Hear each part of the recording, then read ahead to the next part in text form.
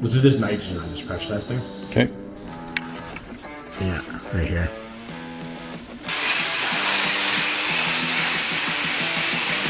Times got leaks in the condensers. Oh. And the odd blown hose and dead compressors. Yeah. Got a bum hose. What the hell?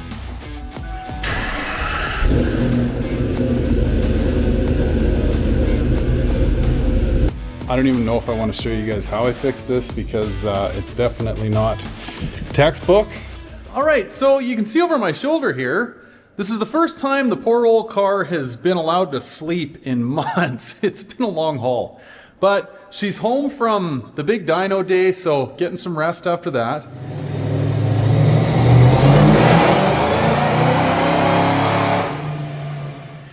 But not for long, because today we're going to be charging up the Vintage Air AC system. I've got a mobile AC guy on his way over to my shop right now to charge this thing up. I think he thinks I'm absolutely nuts because, well, I'll show you outside right now.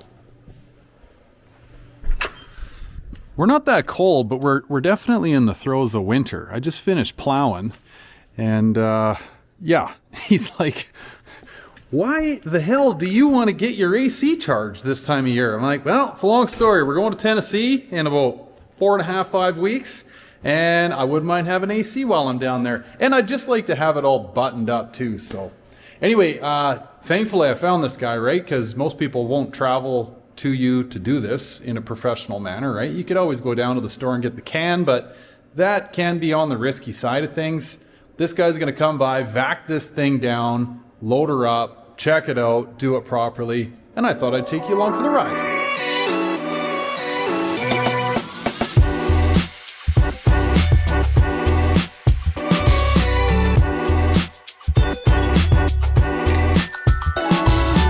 You want it, Cam didn't want it, or that T-Bird, and I do other builders, and they usually don't want it.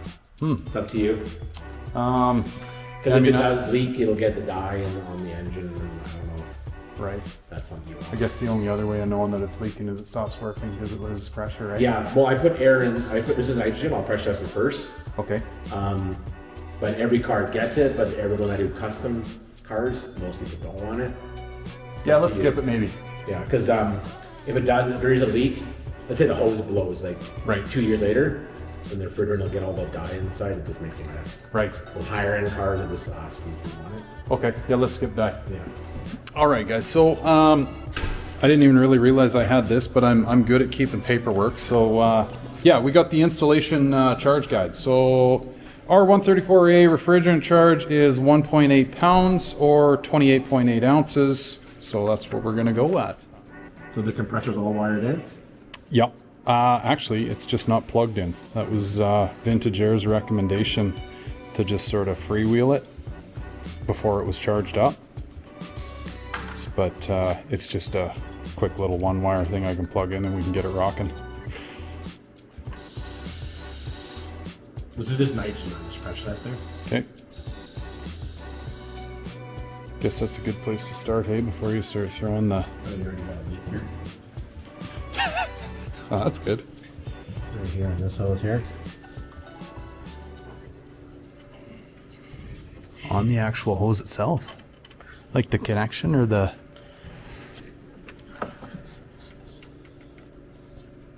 It's hard to tell.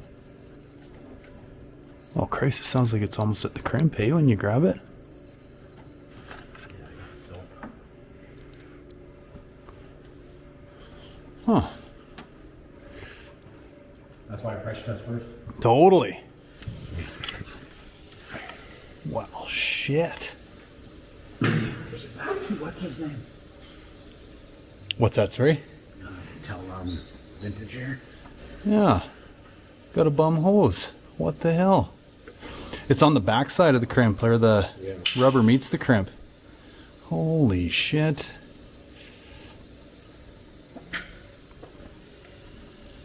Yeah, it's right underneath here. You hear it there? Right.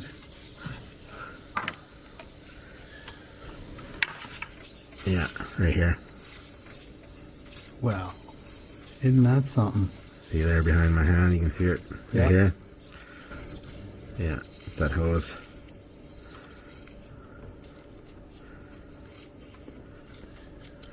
Jeepers.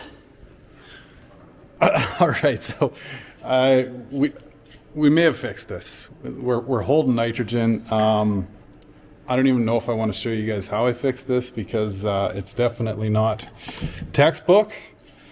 But the good old-fashioned handy-dandy hydraulic battery terminal builder with a great big set of jaws in it may have just bumped this thing into safety territory. Are we officially holding, Jay? Yeah. All right. And this does my heart some good because this line goes into the cab. I don't hear it pissing out. Holy shit.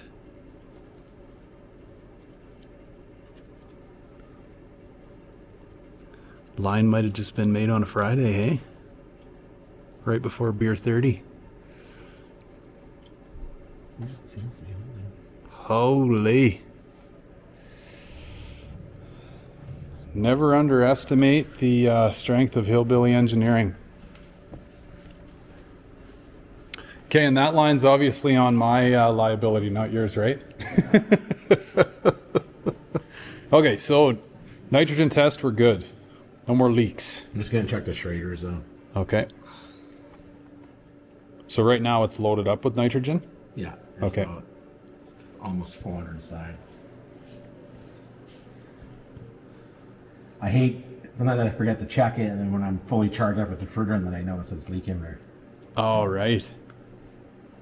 Yeah, it's good. So what are the most common situations you run into? Like I always kind of rant and rave about how it's typically just like the stupid rubbers that go between your connections and stuff and your refrigerant leaks up. Tons got leaks in the condensers. Oh. And the odd blown hose and dead compressors. Okay. Probably 25% of my calls all summer are dead compressors or leaking condensers. That's usually what they are. So typically age related. Yeah, or people put the cans in, right? Because those cans aren't real refrigerant. Oh, okay. It's a synthetic blend, so it screws up the oil in the compressors. Ah. And that's what will kill your compressor. Gotcha. Yeah, like, I don't even know why. Yeah, so we got like 350 inside. I lost a little bit when I took my gauges off. But you're just looking for it to be holding right now. Yeah. Okay, gotcha. And that one's 325, and that's almost 300. So the two sides, it's like high side, low side? Yeah. Whatever. Okay. What do these systems typically run at for pressure? It's all based on ambient, so... I guess it would change, yeah, wouldn't it? Yeah, it's like the pressure in your tire. The volume is the same, but the pressure increases or decreases based on ambient. Right. So on a hot day in Kelowna, the low side's around 50, and the high side could be 200, 225. Right. Yeah. But then, like, say, in April when it's cooler, it'll be maybe 30 and 150. Okay. The hotter the ambient is, and the hotter the engine is, of course, because all the air in here, Right. the pressure goes up. Okay.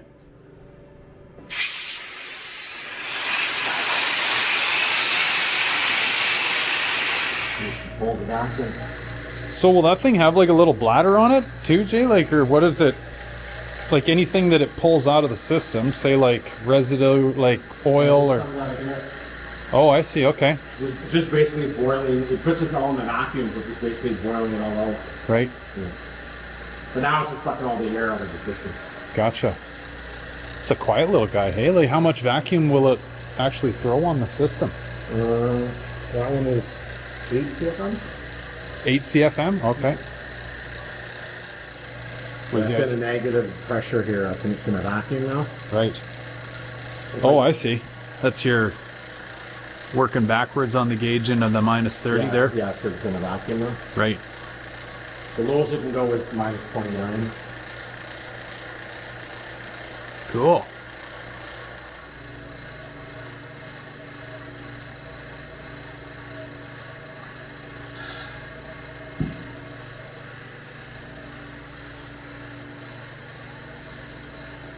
So I guess you probably just let it load itself up on vacuum pretty much, eh? Oh yeah. Yeah. Now it's in a vacuum, it'll just suck it in there. Right. Not at the same time the pump on them, of course. Right. Pump off, leave it on like the whole system under vacuum, and then just let it pull it. Cool. Because the refrigerant will suck in based on the pressure difference. Right. The refrigerant will just flow in there. Cool. So that's probably about 70, 80 psi, and that's in a negative now, so it'll just flow in, right? Right. It's on basically. And so I'm assuming the scale, that's how we're getting the... 1.8, yeah. Right, gotcha. That's how I know how much to put in. That's the thing about those people that put the cans in is you don't know how much refrigerant you put in. If you put too much in, it won't work. If you don't put enough in, it won't work. Right. So, Finding that sweet spot's tricky.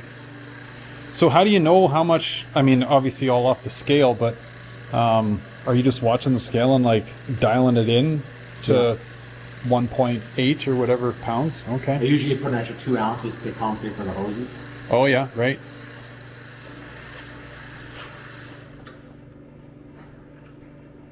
Maybe this is a stupid question, Jay, but why do these have to be upside down?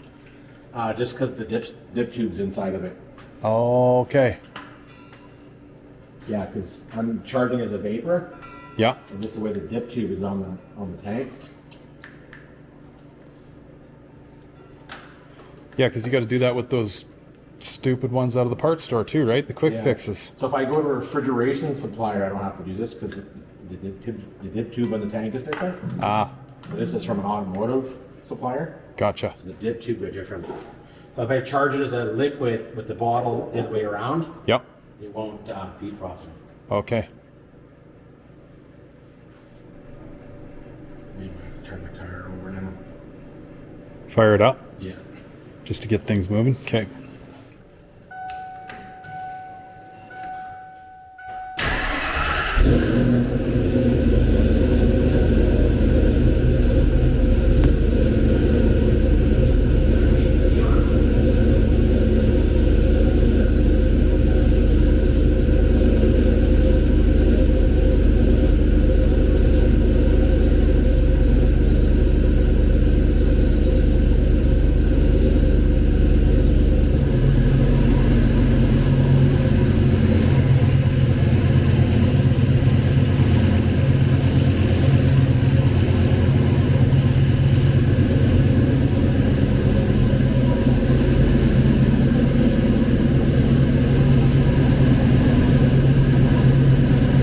I'll put 30 ounces in.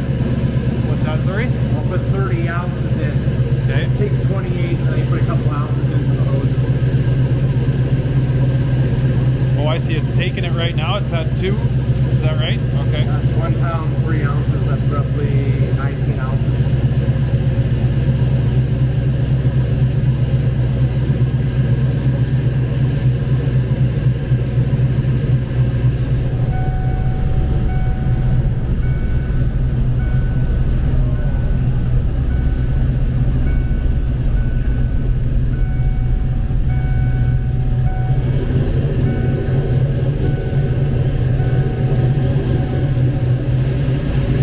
So I guess that compressor probably wouldn't engage until it's at its full and happy point, right? Oh yeah, there's pressure control in there. Right.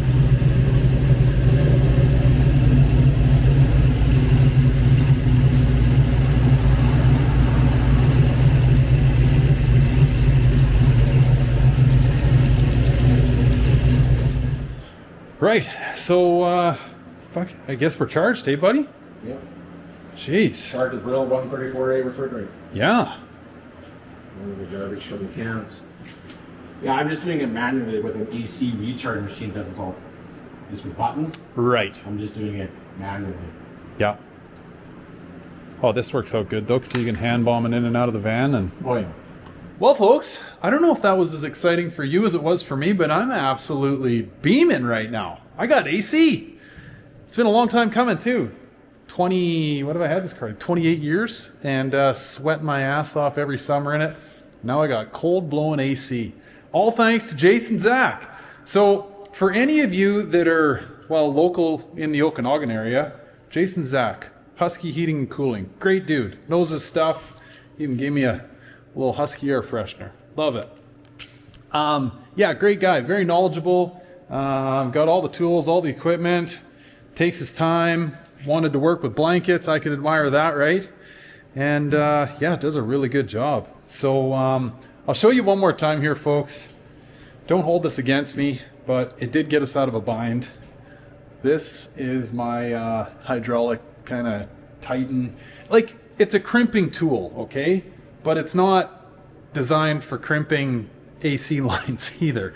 I use it for crimping like battery cables, right? Like making your own, and it's great for that. And you got all these different dies in it that allow you to, whatever, crimp various gauge wires and stuff. So that's what I used to just give that hose an extra little bump, and we're holding pressure. Thank God, because that line goes into the cab, into the evap. Like, nobody wants to remove that line. I definitely don't. I don't think any of you do. The dash has got to come out. That dash is never coming out ever again. Oh, thank God that worked. And I don't think I mangled up that line too much. Maybe if I pointed it out to you, you'd kind of be able to see a couple extra jaw marks on it, but I don't know. Maybe that was just a real quick line on a Friday coming out of Vintage Air. I'm not sure, but everything else worked great. All my connections were good, and every other crimp in the system was perfect. So yeah, we got AC. Anyway, folks, I'm going to leave her there. Now, for those of you that stick around to the end, I know there's a couple of you. Thanks, guys. I really do appreciate it. I got a really cool video coming up following this. I am going to put the Vintage Air AC kit head-to-head against the 91 Vert, which has OEM AC. I'm going to show you if there's any temp difference. I'm going to show you if there's any fan difference, which there's definitely going to be. Spoiler alert.